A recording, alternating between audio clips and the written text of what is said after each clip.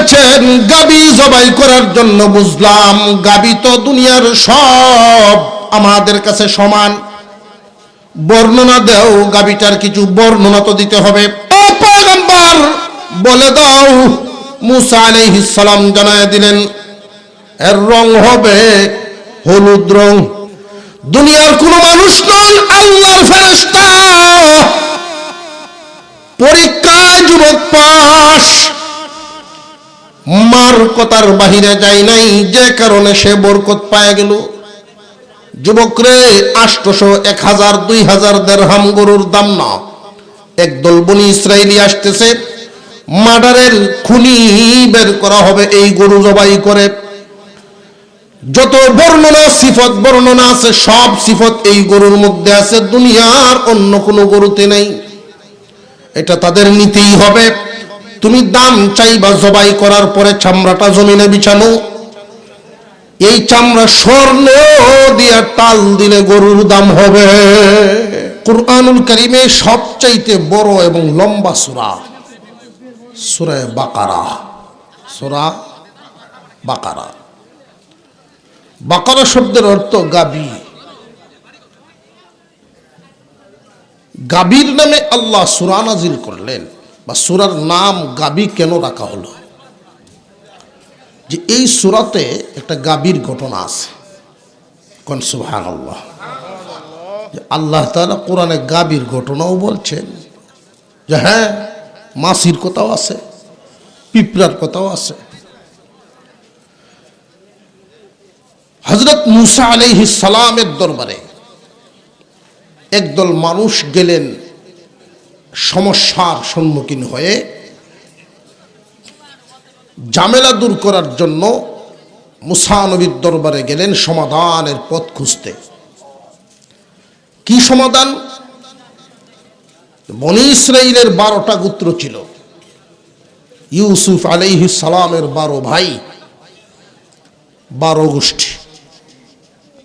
তো আল্লাহ তাআলা তাদেরকে খুব সহায় সম্পত্তি, মান সম্মান, ইজ্জত, দুনিয়া ভরপুর দান করেছে। আর মানুষ যখন সম্পদে ইজ্জতে বড় হয়, অহংকারেও বড় হয়। কোন গোষ্ঠী কার চাইতে উন্নত, কার বংশধর কার চাইতে বালা, একে অপরকে তাদের মধ্যে ছিল এই প্রতিযোগিতা।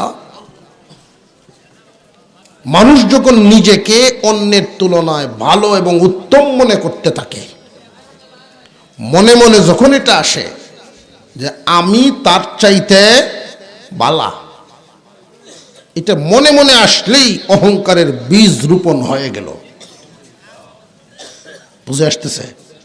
অন্যের তুলনায় নিজেকে উত্তম মনে করা, এটা অহংকার আসার প্রথম ধাপ। মুসা আলাইহিস সালামের জামানায় 12টা গোষ্ঠীর মধ্যে সব সময় দ্বন্দ্ব লেগেই থাকতো। মিল মোহাব্বত তেমন নেই। দিন যত যায় দূরত্ব তত বাড়ে। এর মধ্যে 2টা গোষ্ঠী ছিল খুব মারমুখী উশৃঙ্খল। এর মধ্যে এক গোষ্ঠীর সর্দার খুব জ্ঞানী গুণী, তাদের মাতাব্বরি করেন গোষ্ঠীর সর্দার মানুষ। হঠাৎ করে কে বা কারা রাতের অন্ধকারে এই লোকটাকে মেরে হত্যা করে অপর গোষ্ঠীর বাড়ির সামনে রেখে দিছে। গভীর রাত্রে কে মারলো, লাশ কে রেখে গেল? সকালবেলায় যখন মানুষের সামনে পড়েছে, গোষ্ঠীর সর্দার মাতাব্বরের লাশ দেখে যুবকেরা তো আর ঠান্ডা থাকতে পারে না।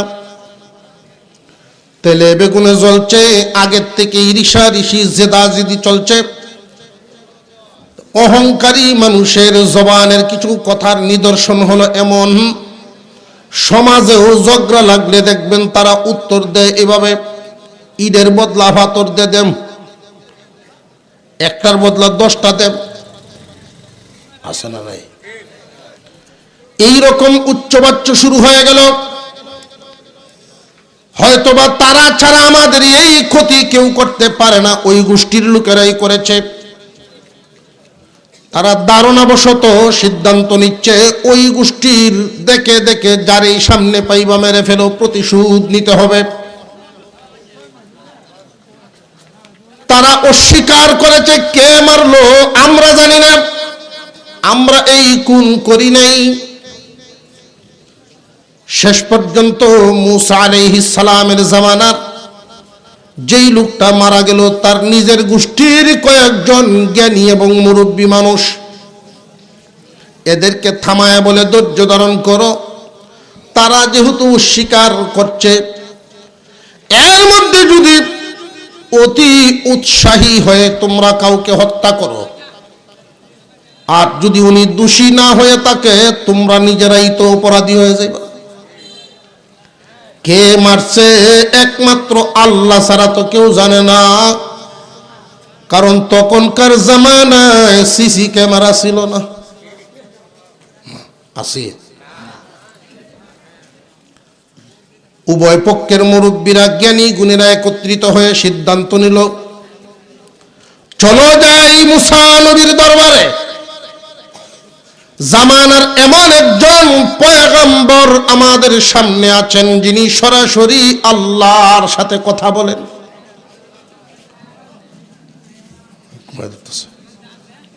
নারায়ে তাকবীর। ঘুমো কেলা কেলা হজা কইতেন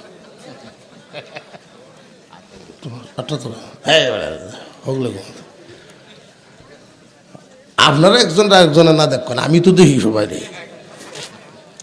কেউ যদি উঙ্গায় আমি দেখতাম না, ঘুমাইলে ওয়াজ ফেস লেগে যাবো, অর্ধেক বুঝবো অর্ধেক বুঝতো না। ফেস লাগতো না, ফেস লাগ হয়তো ঘুমাইলে ঠিক মতো ঘুমাইলে একটা বালিশ এনে দেবেন যে বাবা হইতে থাক,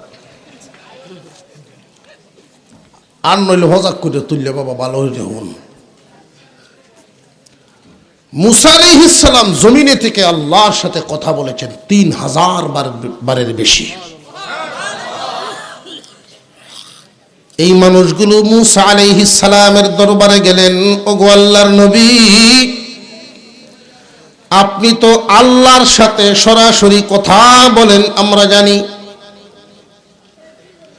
প্রমাণ হয়ে যাক, আল্লাহকে জিজ্ঞাসা করেন আমাদের এই মানুষটারে কে মারলো, তার অপরাধীর তার নামটা কি। মূসা আলাইহিস সালাম দোয়া করলেন আল্লাহর দরবারে, আল্লাহ পাক জানায় দিলেন তাদেরকে বলো গরু জবাই করত। ইন্নাল্লাহা ইয়া'মুরুকুম আন তাযবাহু বাকারা, আমার কওমের লোকেরা, আল্লাহ আদেশ করেছেন একটা গাবী জবাই করার জন্য। গাবীর এক টুকরা গোশত দিয়ে যদি লাশের গায়ে ঘষা দাও, লাশ জিন্দা হয়ে তার নিজের নাম নিজেই বলে দিবে। খুনির নাম যদি নিজে বলে দেয় আর কোনো সন্দেহ শুবা থাকবে না। প্রশ্ন জাগে, আল্লাহ তো জানেন এই খুনির নাম, তিনি গরু জবাইয়ের কথা কেন বললেন, নাম কেন বলেন নাই? এই মানুষগুলো নাম যদি সরাসরি শুনতো, কেউ মানতো কেউ নাও মানতে পারত, কারণ তাদের যদি আল্লাহ এবং নবী মুসার প্রতি এতটাই আস্থা থাকত তাহলে তার দিন ধর্ম আগেই গ্রহণ করত, ঠিক না বেটি? তারা তো মুসা আলাইহিস সালামকে নবী হিসেবেই গ্রহণ করে না, মুসা আলাইহিস সালামকে নবী হিসেবেই মানে না, এই কারণেই নাম বলে দেন নাই। তাহলে মুর্দা জিন্দা হয়ে যদি খুনির নাম বলে, কারোর অন্তরে কোনো কিলকাল থাকবে না। এক নাম্বার। দুই নাম্বার আরেকটা কারণ আছে, আরেকটা কারণ হলো মুসা আলাইহিস সালামের এই গোত্রের লোকেরা আল্লাহর পরিবর্তে ভিন্ন পূজায় মত্ত থাকতো, তারা গরুর পূজা করত। মানুষের মধ্যে যুগে যুগেই দেখবেন অনেক মতাদর্শের মানুষ থাকে। আমাদের মধ্যেও মুসলমান কুরবানিও দেয়, আমাদের সমাজে আছে, অথচ মাজারেও সেজদা দেয়। মাঝে মাঝে অতি ভক্তির কারণে পীরের পায়েও সেজদা দেয়। মুসলমান ভাইয়েরা আমার, নিজের চোখে দেখা আমার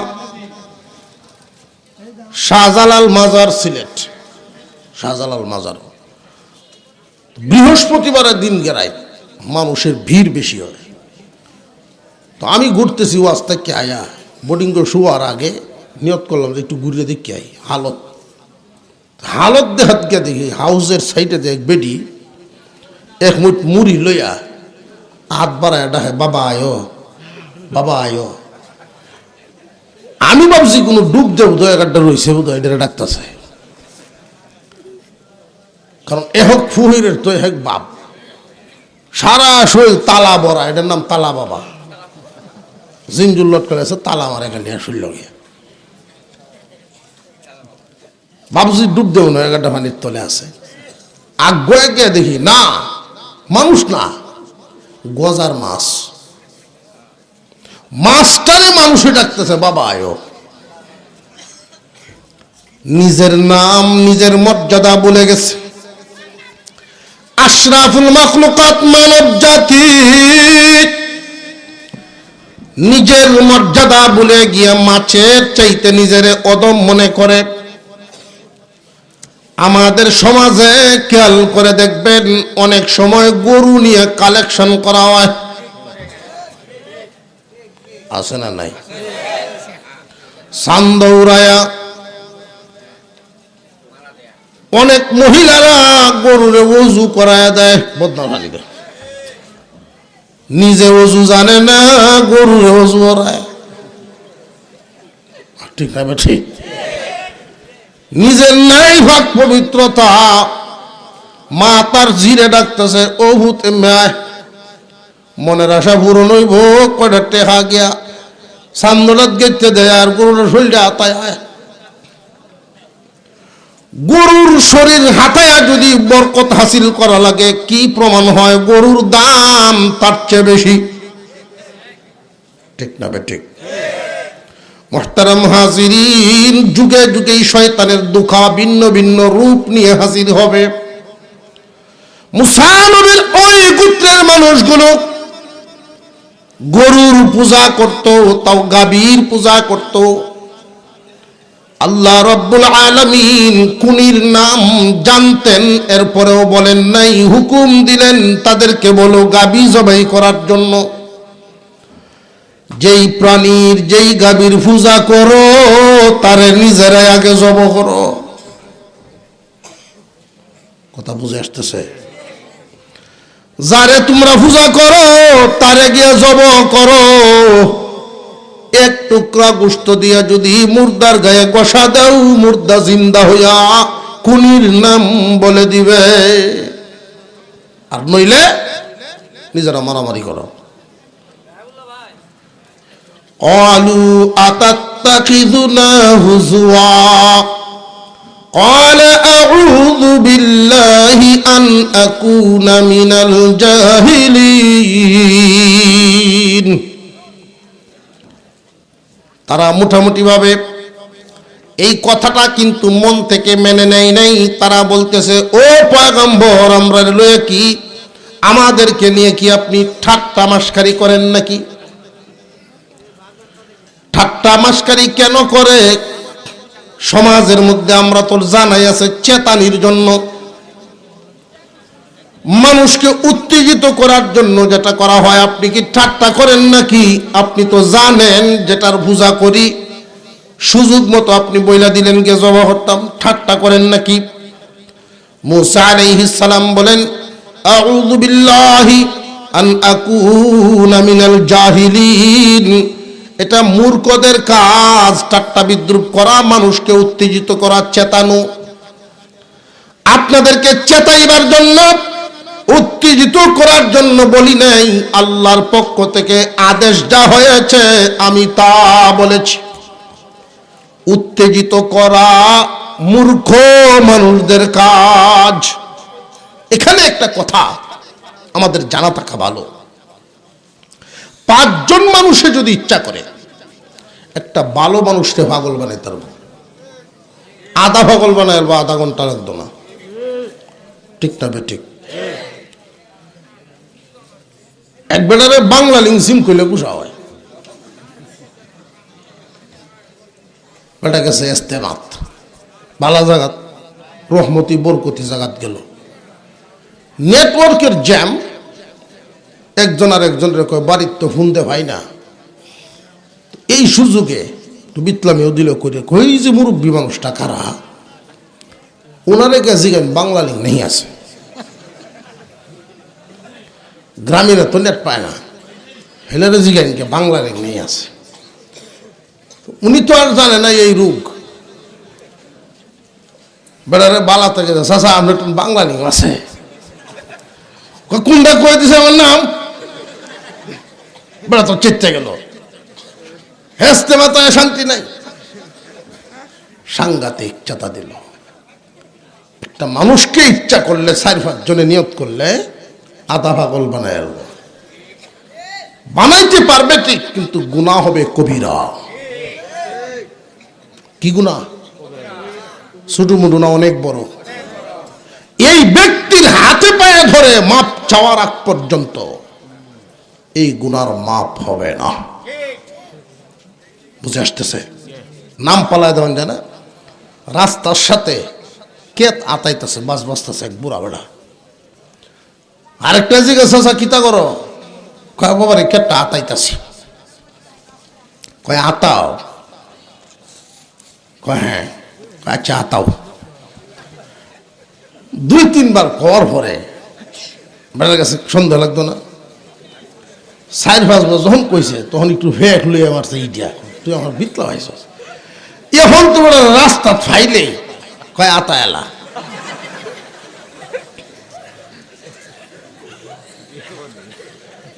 বুঝে আসতেছে? যদিও হাসি চলে বলে দিছি আপনাদেরকে, এটা মনে রাখবেন সারা জীবন। সমাজে অনেক মানুষকে মানসিকভাবে যন্ত্রণা পায় এই পরিস্থিতির শিকার যারা হয়। কথা বুঝে আসতেছে? আপনি সুযোগে একজনকে কষ্ট দিয়ে এই পরিস্থিতির শিকার করে ফেললেন, হতে পারে আপনার অবস্থাটাও এমন হবে। আল্লাহর পক্ষ থেকে যদি মস্তিষ্কের সমস্যা হয়, বিকৃত হয়, সেটা ভিন্ন। এমনকি কোনো পাগল বুকা মানুষকে নিয়েও হাসাহাসি করবেন না, ঠাট্টা করবেন না, এটা কবিরা গুনাহ হয়। মনে থাকবে তো ইনশাআল্লাহ? মুসা আলাইহিস সালাম বলেন এটা জাহেলদের কাজ, নবীর কাজ না। قالوا ادع لنا ربك يبين لنا ما هي إن البقرة ما هي قال إنه يقول إنها بقرة لا فارض ولا بكر عوان بين ذلك فافعلوا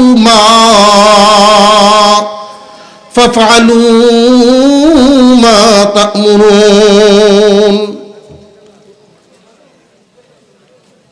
ও পয়গম্বর, আল্লাহ বলেছেন গাবি জবাই করার জন্য, বুঝলাম গাবি তো দুনিয়ার সব আমাদের কাছে সমান। বর্ণনা দেও, গাবিটার কিছু বর্ণনা তো দিতে হবে, কেমন হবে, কি রূপ গাবি জবাই করতে হবে। মুসা আলাইহিস সালাম আল্লাহর সাথে কথা বলে আবার জানায় দিলেন মাঝামাঝি বয়সের, আওয়ানুম বাইনা যালিক, একদম ছোটও না বড়ও না, ছোটও না বড়ও না, 2 বছরের কম না, একদম দুর্বল বুড়াও না, মাঝামাঝি বয়সের দেখে জবাই করো। আবার প্রশ্ন করলো, ও পয়গম্বর বয়সটা তো বুঝলাম, রং তো বলেন নাই, এই বয়সের গাবি তো দুনিয়ায় অনেক আছে। রংটা একটু বলে দেন। আল্লাহর পক্ষ থেকে মুসা আলাইহিস সালাম যখন রঙের ব্যাপারে জানায়া দিলেন, এমন কঠিন রং বলা হলো, ক্বালু দু'ু লানা রাব্বাকা ইউবায়্যিন লানা মা লাউনুহা ক্বালা ইন্নাহু ইয়াকুলু ইন্নাহা বাকারাতুন সাফরা ফাকিউল লাউনুহা তাসুররুন নাযিরিন। ও পয়গম্বর, বলে দাও। মুসা আলাইহিস সালাম জানায় দিলেন, এর রং হবে হলুদ রং। বুঝল? জানতে চাইছো? এখন লও, সব গাভী যেহেতু সমান, এই বয়সের গাভীর যেহেতু অভাব নাই, তোমাদের কাছে সব সমান যদি মনে হয় তাহলে দিলাম এমন এক রং, খুঁজে বের করো। ওই জায়গায় দেখছুন জীবনে কেউ হলুদ রঙের গরু আছে নি? দেশ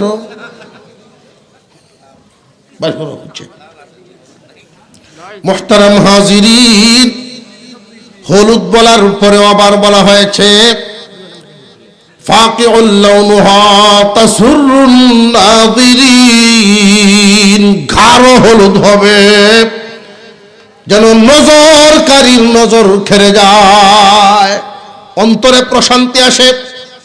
একবার কেউ তাকাইলে চোখ ফিরাতে পারবে না, এমন আকর্ষণীয় রং। ও পয়গম্বর, এই জাতের গরু যদি পাওয়া যায় আর একাধিক যদি হয় তাহলে কোনটা আমরা বাঁচবো? হলুদ রঙের নাই বুঝলাম, যদি পাওয়া যায় 2-4-5টা, কোনটা বাঁচবো? আর একটু বিস্তারিত বর্ণনা দাও।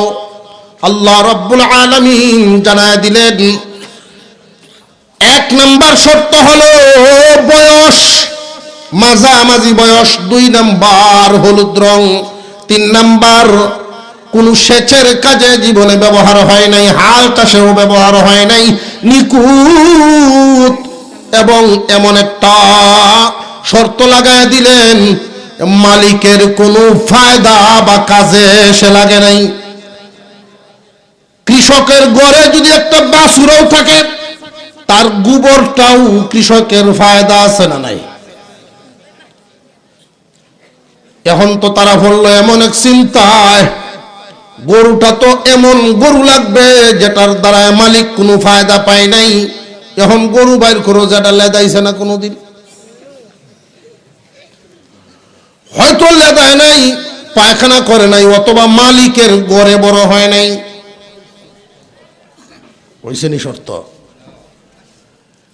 তখনকার জামানায় পাহাড়ি অঞ্চলে বসবাস করতেন আল্লাহর একজন ওলি। আল্লাহর ওলি মানুষ, বিবিও আল্লাহর ওলি, স্বামীও আল্লাহর ওলি, স্বামী স্ত্রী 2 জনের এক ছেলে সন্তান। এই সন্তানটা কুলে থাকাকালীন সময়ে আল্লাহর ওলি যুবক মানুষ অসুস্থ হয়ে গেলেন, অসুস্থ রোগী হয়ে গেলেন। মানুষটা অনুভব করলেন উনি দুনিয়ার জমিনে বাঁচবেন না। দিনদার পরহেজগার বিবি আর অন্যান্য মহিলা বেশ কম আছে না নাই? আমি আরেকদিন বলেছিলাম সব নারীরা মহিলা হয় না, মহলে থাকে, ঘরের ভিতরে থাকে। আল্লাহর ওলি মহিলা যুবক মানুষ অনুভব করলেন উনি বাঁচবেন না। প্রশ্ন হতে পারে কেমনে বুঝলেন? কেউ তো জানে না কে কখন মরবে, এমনকি আজরাইলেও জানে না কার মরণ কোন জায়গায় কখন হবে। আল্লাহ যখন জানান তখন আজরাইলে জানে। তবে আশ্চর্যের ব্যাপার হলো, অবাক আশ্চর্য, আমরা হয়ে লাভ নাই। একটা কথা জেনে রাখবেন, মানুষ যদি মানুষ হয় ফেরেশতার চেয়েও দামি হয়। আল্লাহ এমন মানুষ এই জমিনে বসবাস করে গেছেন, মৃত্যুর খবর আজরাইলের আগে পাইছে। আজরাইল খবর পান পরে, কিন্তু আল্লাহর ওলি পায়ালান আগে। মুহতারাম হাজিরিন, মরার সংবাদ পাইলে আমরা ডরাই, ডরাইয়া বাড়ি থেকে হাসপাতালে যাই, আদমপুর থেকে ঢাকা যাই, দৌড়ি করে মরার ডরে তো দৌড়তাছে। কিন্তু আল্লাহর ওলিরা তো দুনিয়ার আখিরাত তাদের কাছে বরাবর, ভয়ের কোনো কারণ নাই। আল্লাহর ওলিরা আগেই সংবাদ পেয়ে অনুভব করে ফেললেন উনি থাকবেন না, গাভীটা বিক্রি করে ফেললেন। যেই গাভীর দুধ বিক্রি করে ওনারা চলতেন, উনি যখন বুঝতে পারলেন দুনিয়াতে বাঁচবেন না, দুধের গাভীটা বিক্রি করে দিলেন। বাছুরটাকে নিয়ে উনি পাহাড়ি জঙ্গলে গেলেন। উঁচা আওয়াজে তিনি চিৎকার দিয়ে বললেন, আল্লাহ, ও ইব্রাহিম ইসহাকের আল্লাহ, আমারও তুমি রব, তোমার হাওলায় ছেড়ে গেলাম এই বাছুর, তোমার হাওলায় রেখে গেলাম, যদি কখনো আমার ওয়ারিশ আসে এই মাল তুমি তারে ফিরাইয়া দিও। টাকাটা বিবির হাতে দিলেন, গাবি বিক্রির টাকাটা।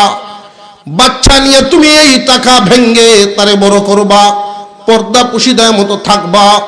মনে রাখবেন, আরেকদিন বলেছিলাম, আজকেও বলে দেই, বিবিকে পর্দার ব্যবস্থা করে দেওয়া, মেয়েদেরকে বোনদেরকে পর্দায় তাকার মতো পরিবেশ করে দেওয়া। এই যুবক ছেলে আল্লাহর ওলি যখন মারা গেলেন, কুলে থাকা বাচ্চা আস্তে আস্তে যখন মার কুলে বড় হলো, মার কুলে যখন বড় হলো, এই যুবক হঠাৎ করে একদিন মা বলেছিলেন, আমরা মারহাবা বলি, আরো জোরে বলুন মারহাবা। বললাম না কিছুক্ষণের ভিতরে হযরত চলে আসবেন, আলহামদুলিল্লাহ। তখন এই ঘটনা এখানে তৈরি গেলে তো কার্য আপনারা আমি জানি, ঘটনা তৈরি যাওয়া যেত না, এটা আমার জানা আছে। আমিও শেষ না করে যাইতেছি না। এই কুলের ছেলেটা যখন বড় হলো, মা ডাক দিলেন, বাবা শোনো, পাহাড়ে যাও, পাতরি পাহাড়, তোমার আব্বা আল্লাহর হাওলা করে রেখে গেছেন এক গরু, ছোট বাছুর রেখে গেছেন, এখন তো আর বাছুর না বড় হইছে। তুমি গিয়ে এইভাবেই ডাক দিবা, যখন তোমার কাছে আসবে কাদের উপর হাত রেখে গরু নিয়ে বাড়িতে যাবে। ঠিক যুবক সেইভাবেই মার কথা মতো গেল। দৌড় দিয়ে যখন গরু তার সামনে আসছে, গরু দেখে অবাক, মহিষের চেয়েও আরো হৃষ্টপুষ্ট, হাতির গুছার মতো পায়ের গুছা। যুবক মনে মনে ভাবেন, এই গরুর উপরে সোয়ার হয়েও তো আমি যাইতে পারবো, কোনো সমস্যাই হবে না। পাথর ফেলানো রাস্তা, পায়ে হাঁটলে কষ্ট হয়। আবার তার স্মরণ হয়ে গেল, আম্মা তো বলছেন গরুর গাড়ির উপর হাত ফেলে বাড়িতে নিয়ে আসবা, উপরে উঠার অনুমতি তো উনি দিয়ে দেন নাই। কষ্ট করে পায়েই হেঁটেই গরুকে নিয়ে আসলেন। আম্মা, পায়ের তলাতে অনেক কাটা হয়ে গেছে, অনেক ব্যথা পাইছি, ফুসকা পড়ে গেছে, আপনার কথার নড়চড় হবে বিদায় তার পিঠের উপরে সোয়ার হই নাই। মা বলেন, ভালো করেছো, যদি ভুল করে তুমি তারে ব্যবহার করতা তাহলে ভুল হয়ে যেত। আমার কথার অবাধ্য যদি তুমি হইতা, তোমার অবাধ্য এই গরু হয়ে যেত। মা বাবার অবাধ্য হয় যারা মাখলুকাত, তাদের অবাধ্য থাকে, মাখলুক তাদের বাধ্য হবে না। মা পরের দিন বাজারে পাঠাইলেন, যাও, দাম চাইবা 200 দিরহাম, তবে আমার অনুমতি লাগবে। একজন খরিদ্দার আসলেন, বাবারে সময় কম, 200 দিরহামের জায়গায় 400 দিরহাম দেই, মার অনুমতি ছাড়া দিলাও। না, হবে না। ঘুরে আসলেন, মাগো, একজন ব্যস্ত মানুষ এসে 400 দিরহাম বলেছেন, অনুমতি ছাড়া চাইছে, এই জন্য দেই নাই। আজকে তুমি 400 দিরহাম চাইবা, তবে অনুমতি লাগবেই। 400 দিরহাম চাইলেন, আজকেও একই কথা উনি বললেন, 800 দিরহাম দিব, অনুমতি ছাড়া দিয়ে দাও। বলতেছেন আর যাইতেছেন, বলতেছেন আর যাইতেছেন, দিলে দেও নইলে গেলাম। উনি চলে গেলেন। মা এবার তৃতীয় দিন বললেন, আজকে কোনো দাম চাইবা না, আজকে আমার সালাম ওনারে পৌঁছায়া দিবা, আমার সালাম পৌঁছায়া বলবা আম্মা বলেছেন গরুর দাম কত হবে আপনি বলে দিতেন। ওই খরিদ্দার আসার পরে গরুর দাম কত রে যুবক? আম্মা আপনারা সালাম জানাইছেন, গরুর দাম কত হবে আপনি বলে দিতেন। উনি বলেন তোমার আম্মা আমাকে চিনে ফেলছেন, আমার পরিচয় উনি বুঝে ফেলেছেন। দুনিয়ার কোন মানুষ নন, আল্লাহর ফেরেশতা। পরীক্ষায় যুবক পাস, মার কথার বাহিরে যায় নাই, যে কারণে সে বরকত পায় গেল। যুবক রে, 800, 1000, 2000 দিরহাম গরুর দাম না। একদল বনি ইসরাইলি আসতেছে, মার্ডারের খুনি বের করা হবে এই গরু জবাই করে। যত বর্ণনা সিফত বর্ণনা আছে, সব সিফত এই গরুর মধ্যে আছে, দুনিয়ার অন্য কোনো গরুতে নেই। এটা তাদের নিতেই হবে। তুমি দাম চাইবা, জবাই করার পরে চামড়াটা জমিনে বিছানো, এই চামড়া স্বর্ণ দিয়ে টাল দিলে গরুর দাম হবে। আমরা স্বর্ণ এই পরিমাণ টাল শূন্য, কোনো লড়াছড়াও নাই, হুহাও নাই, যেটা কোনো বিষ হয়ে যায় না। আরো জোরে কোন সুবহান। এই চামড়াটা ভর্তি যদি স্বর্ণের টাল দেওয়ার লাগে, কয় বড়ি হইব? 2 লাখ টাকা বড়ি। কি পরিমাণ ধনী হইব ছেলে অনুমান করন যায়। তারা আইছে, এছাড়া তো পথ নেই, বাধ্য হয়ে নিতে হইছে।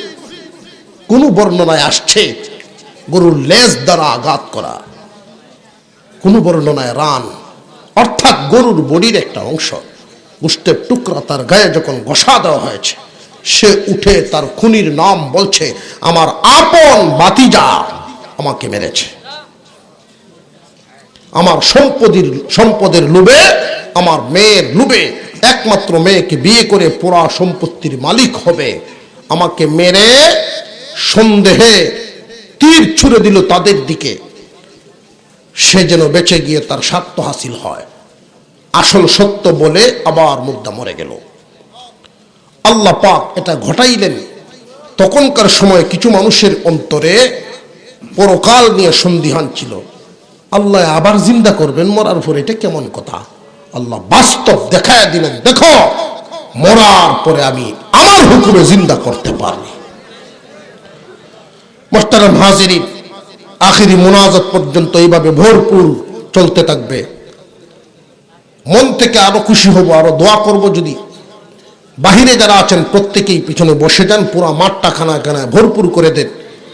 2 মেহমান, ওনাদেরকে ইচ্ছা করলেই পাওয়া যায় না, তারা খুব ব্যস্ত মানুষ, সহজে মেলানো যায় না। লুৎফিয়া মাদ্রাসা মকবুল প্রতিষ্ঠান, মকবুলে দ্বারা এই গ্রামের মানুষ কুরবানিওয়ালা মানুষ, নিজে চলতে পারে না বাচ্চা কাচ্চা নিয়ে, তবু লজিম টিকিয়ে রাখে। আল্লাহ তাআলা এই গ্রামকে কবুল করেন, সর্বপ্রকার মুসিবত থেকে হেফাজত করেন, বলুন আমিন। মাদ্রাসার জরুরত আল্লাহ পূরণ করে দেন। আখিরি মুনাজাত পর্যন্ত আল্লাহ ওয়ালাদের সাথে মুনাজাত শেষ করে তারপরে মাহফিল থেকে উঠা হবে ইনশাআল্লাহ। ওয়া আখিরু দাওয়ানা আলহামদুলিল্লাহি রাব্বিল আলামিন। আসসালামু আলাইকুম ওয়া রাহমাতুল্লাহ।